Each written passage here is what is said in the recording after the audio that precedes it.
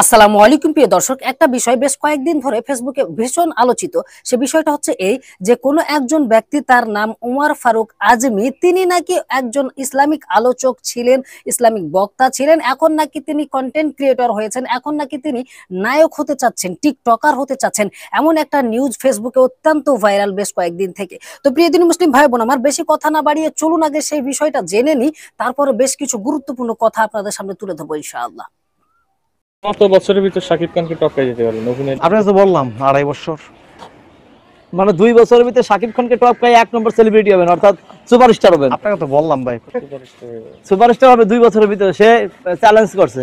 যদি না হতে পারি 2 লাখ কি বলে আপনার 2 কোটি টাকা আপনাদেরকে ক্ষতিপূরণ দিব। ভাই এদিকে আসেন, আপনাদের সাথে কথা বলি, দাঁড়ান না। 2 কোটি টাকা ক্ষতিপূরণ দিব যদি না হতে পারি। 2 কোটি টাকা 2 টাকা নোট কয়টা লাগে কোন তো? জায়েদ খানের মতো পেন্সিল দেন না জানি আমার। এই ওয়াও অস্থির ভাই, কি দিলেন? এটা হলো জায়েদ খানের ছোট ভাইয়ের ডিগবাজি। মানে জায়েদ খানের ডিগবাজি কপি করলেন? আর ইন্টারভিউ হবে না ভাই, জানতে দেন। শুনে যাই হোক প্রিয় দিনী মুসলিম ভাই বোন আমার, আপনাদেরকে এতটুকু ভিডিও ক্লিপ দেখালাম, আপনারা নিশ্চয়ই বুঝতে পারছেন। এই যে মানুষটাকে দেখলেন যে চুল কুকুরের মতো কালার করেছে, সো এই মানুষটা সে নাকি নিজে আগে ওয়াজ মাহফিল করে বেড়াতো, ইসলামিক আলোচক ছিল। এবং আপনাদেরকে আমি আরো এভিডেন্স দেখাচ্ছি, তার আগে কিছু কথা বলি। তো এই বক্তা ছিল, এখন সে টিকটকার হয়েছে। টিকটকার হয়ে সে বলতে চাচ্ছে যে আমি এখন সাকিব খানের মতো নায়ক হব, সুপারস্টার হব বাংলাদেশের, তাই বলতে চাচ্ছে। অর্থাৎ সে ওয়াজ মাহফিল ছেড়ে, আল্লাহ সুবহানাহু ওয়া তাআলার পথ ছেড়ে শয়তানের পথে অনুসরণ করতে শুরু করেছে। তো এখন সে নায়ক হতে চাচ্ছে, চুল টুল কালার করে এইটা সেইটা করছে। চলুন আরো একটা ভিডিও ক্লিপ দেখি, যেখানে একজন ইসলামিক আলোচক খুবই গুরুত্বপূর্ণ কিছু কথা বলেছে এদের সম্পর্কে, এবং আমিও বেশ কিছু কথা বলবো। আপনারা সম্পূর্ণ ভিডিওটি জুড়েই থাকুন, তাহলে বুঝতে পারবেন। চলুন সেই ভিডিও ক্লিপটি আগে দেখে আসি।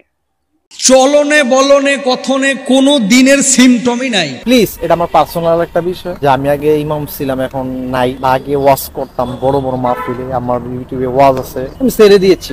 লজ্জায় মাথা নত হয়ে যায়, আসলে আমরা যাচ্ছি কোথায়? এতদিন ছিল বক্তা, ওয়াজ করেছে ইউটিউবে, বিভিন্ন মাহফিলেও দাওয়াত দিয়েছে, আর আজকে সে নায়ক হতে যাচ্ছে। জামার ঠিক নাই, পাঞ্জাবির ঠিক নাই, দাড়ির ঠিক নাই, চুলের কাটিং কুটিং করে এই বদমাইশি দেখবেন আবার 20 দিন 25 দিন পরে ভাইরাল টাইরাল হয়ে গেল, আবার হাজির ভাব ধরবে। জুতা দিয়া পিটাইয়া এই সমস্ত লম্পটগুলোকে সাইজ করে ফেলা উচিত। তো যাই হোক প্রিয় দিনী মুসলিম ভাই বোন আমার, আপনারা শুনেছেন এই আলোচক তিনি খুবই গুরুত্বপূর্ণ কিছু কথা বলেছে। আর এই কথাটা আমি আপনাদেরকে একটু বিস্তারিত বলে দিই যে গত কয়েক মাস আগে আপনারা হয়তোবা ফেসবুকে দেখে থাকবেন, সিপন নামে একজন ব্যক্তি, তিনিও কিন্তু এমনটা করেছিলেন। তিনি নাকি হাফেজ ছিলেন, তারপরে তিনি চুল কালার টালার করে টিকটকার হয়েছিল। তো সে টিকটকার হওয়ার পরে অত্যন্ত ভাবে সে ভাইরাল হয়ে গেল, অনেক কন্টেন্ট ক্রিয়েটর তার কাছে গেল, তার সাক্ষাৎকার নিল এবং যখন সে ভাইরাল হয়ে গেল, তখন সে আবার জাতির সামনে এসে বলল যে আমার ভুল হয়ে গেছে, আমি বুঝতে পারিনি, একজন নারীর চক্রান্তে পড়ে আমি এইটা করে ফেলেছিলাম। ঠিক সেম টু সেম এই বক্তাও এই কথাই বলছে, এই চুল কালার করা এই মানুষটাও এই কথাই বলছে যে কোনো একজন নারীর কারণে নাকি সে এমন হয়ে গেছে এবং সে নাকি এখন নায়ক হতে চাচ্ছে, টিকটকার হতে চাচ্ছে, সেইটা বলছে। তো ওই শিপন ওইটা বলার পরে যখন ক্ষমা চেয়েছিল, তখন তাকে জাতি ক্ষমা করে দিয়ে মেনে নিয়েছে এবং কি করেছে, তাকে কিন্তু প্রধান বক্তার শিডিউল দেওয়া হয়েছে। অর্থাৎ সে এখন প্রধান বক্তা হয়ে ওয়াজ মাহফিল করে বেড়াচ্ছে।